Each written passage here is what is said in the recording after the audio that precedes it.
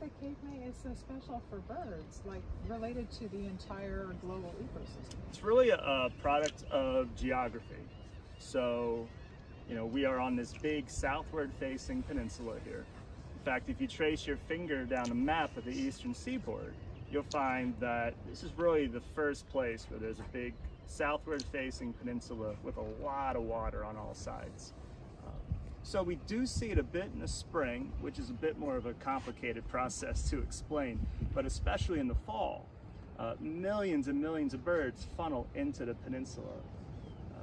And then they reach the very end of the peninsula here and they have to make a decision, if they're here during the day, as to whether they want to make the water crossing right from this point.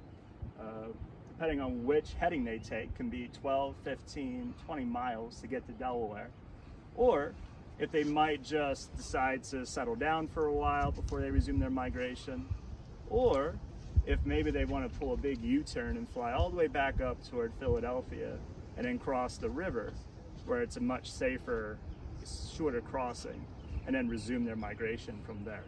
So what we see here a lot in the fall, especially, we have birds that hatched out this summer. They're on their first trip south.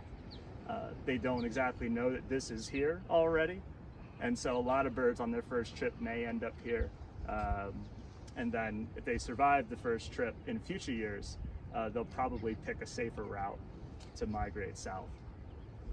Wow, this is fascinating. I always just assumed that like migratory patterns were like almost like automatic with various species, but it sounds like you're saying they literally make decisions which direction they're going to go. Did I get that right? Yeah, and so there's aspect of that happening.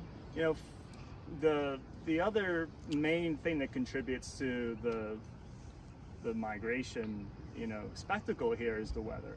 So you've got the geography, but especially in the fall, when we have these big sweeping cold fronts, the winds come out of the northwest and it funnels the birds down into the peninsula. So it's always kind of a combination of factors that create the really big spectacles here, for sure.